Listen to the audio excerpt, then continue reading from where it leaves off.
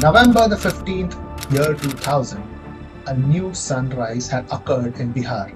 A new state, Jharkhand, was born.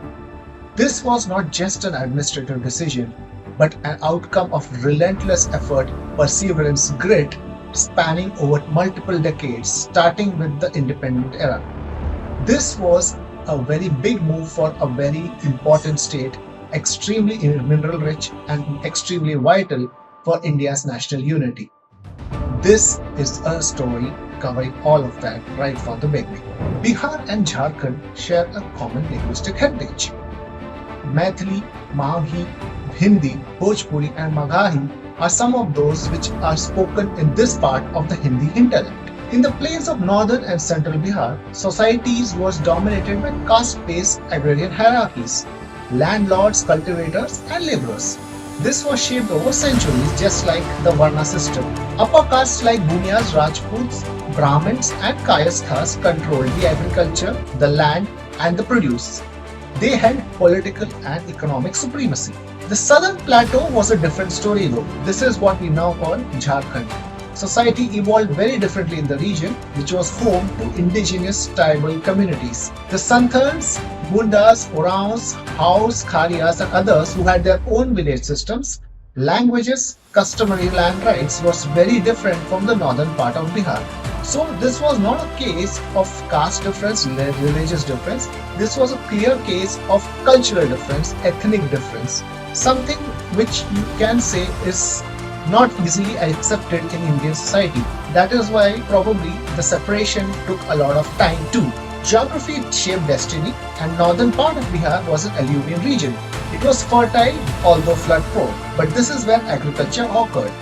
The southern part of Bihar was extremely mineral rich in bauxite, mica, copper.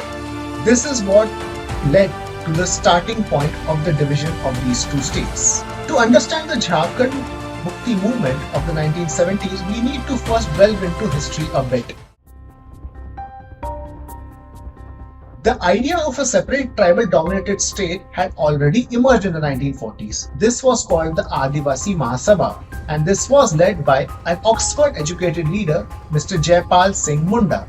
He was also the member of the Constituent Assembly that had argued for a separate Jharkhand even before independence of India in 1947. He warned that without self-governance, the tribal communities of Chota Nagpur, also Jharkhand, and the Santhal Paranga would be alienated and exploited. But in 1947, this idea was shelved.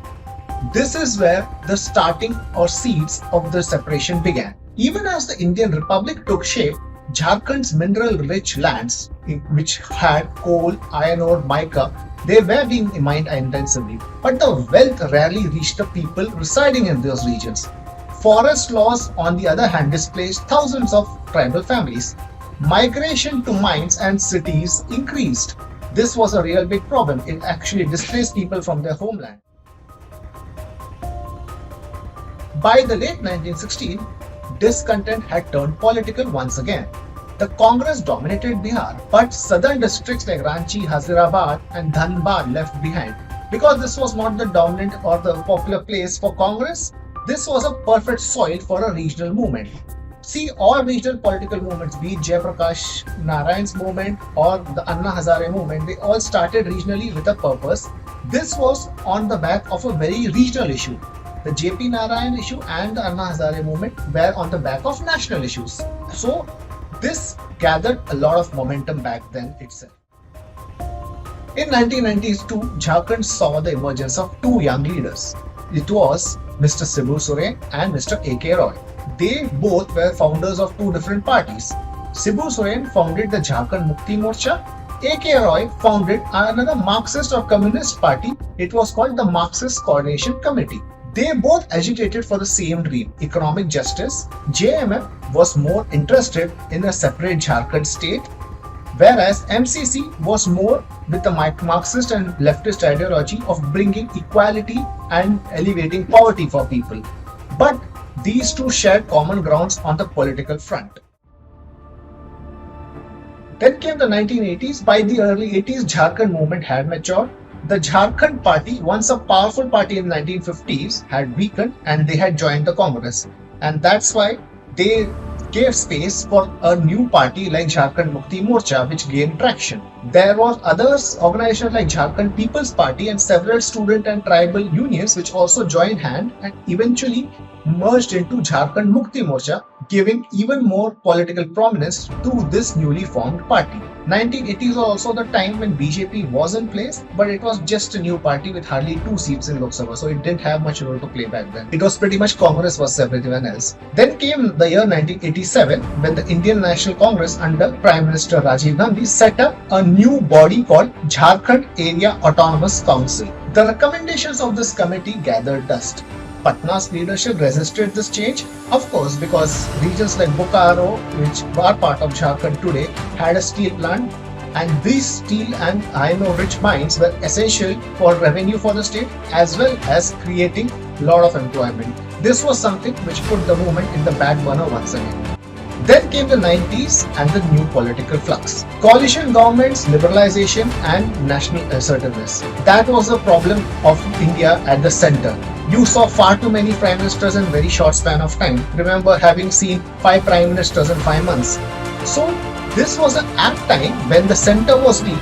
The Jharkhand's local regional parties led by JMM decided to pursue the separate Jharkhand state aggressively. And this gathered storm. In 1992, the JAAC was finally created through an executive order. It covered 18 districts, giving a local voice to the region, but the council had no real powers. This was a half measure, so things moved forward, but not to the extent JMM and other parties wanted. This aggravated the anger which they had. And this time they were clear that there is not going to be any half-baked solution acceptable. They clearly wanted a separate state for themselves.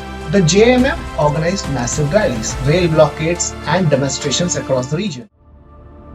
In 1998, when the NDA government was formed under Prime Minister Atal Bihari Vajpayee, the demand finally entered its decisive phase. The BJP had promised new state in its election manifesto itself, and Jharkhand was clearly on the agenda. In August 2000, in Lok Sabha, the Bihar Reorganization Bill was introduced.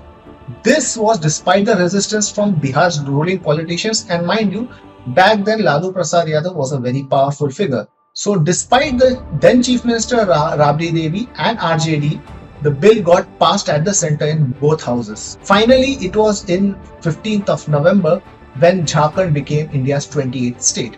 This date was also symbolic because it is the birth anniversary of Birsa Munda. He is a tribal icon of resistance. Ranchi became the capital and Babulal Marandi became the first chief minister. This was under the JMM government. The creation of Jharkhand was hailed as a triumph of democracy. It stood as a testimony to the fact that grit and perseverance can get things done in a democracy. Of course, things went very well initially, everybody was happy. But as time passed, things faded. So, how did the newly developed state perform? Let's have a look at the economic statistics. The gross state domestic product of Jharkhand is 4.7 lakh crore versus 8.5 lakh crore of Bihar. The per capita income terms, Jharkhand does much better, almost 2 times of Bihar. Debt to GDP terms, literacy rates and urbanization, Jharkhand scores over Bihar. However, this is far lower than the national average. National average per capita income today in India is nearly 2 lakhs. So despite being better than Bihar, it is far below the national average.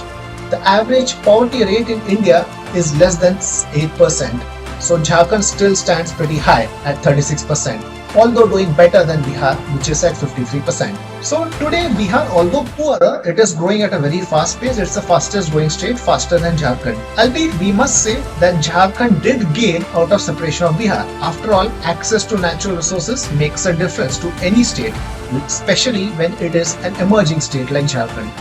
But everything is short-lived. In economics, there's a theory called curse of natural resources. So this is a theory which says that when country, the theory was for a country, but it applies to a state also. So any country, any state which is rich in natural resources tends to lose focus on manufacturing. And as a result, the presence of extensive natural resources acts as an impediment to its growth rather than supporting it. So you find many resource-rich countries in Africa also, like Egypt, Uganda, which have fallen apart despite rich natural resources. Libya is a very big basket case study, if anything is to say. So Jharkhand also failed in that front. It did not focus on manufacturing. What is the use of having mines if the highest margin doesn't lie in mining but in refining, marketing, manufacturing, and completing the process into finished goods? If you are unable to tap markets across the world to sell your produce, it does not matter how rich your mines are. Hence, Jharkhand is a specific case study similar to its African counterparts. Jharkhand also failed to develop a manufacturing hub and hence stuck only to mining, which is a low margin, high cyclical activity. Biggest margin lies in refining and manufacturing end products out of it and exporting it into developed markets where one can earn a lot of money. Mining is not going to be a very profitable industry simply because it is too cyclical, it is extremely ecologically disadvantaged, and the people who work in mining are going to face a lot of health issues with time. I don't want to delve into the situation of mica mining workers. So, Jharkhand, meanwhile, is though industrially strong, it struggles with governance and tribal welfare. The dream of a people-centered resource management still feels incomplete. The Jharkhand movement taught us that geography cannot substitute governance. Creating a state can give a voice, but not necessarily justice, both economic and social. What matters is how the power gets shared and how the resources are put to use. It is the important aspect to decide how to ensure that poorest of the poor get the maximum benefit. That is something which resources cannot give you, power cannot give you, but good governance can. Jharkhand's separation was not about borders. It was a cry for dignity and fairness. Jharkhand's separation, the cry still echoes in people's minds. It tells you that political separation is only the first chapter towards social transformation. Thank you very much for watching. Please like, share and subscribe the video.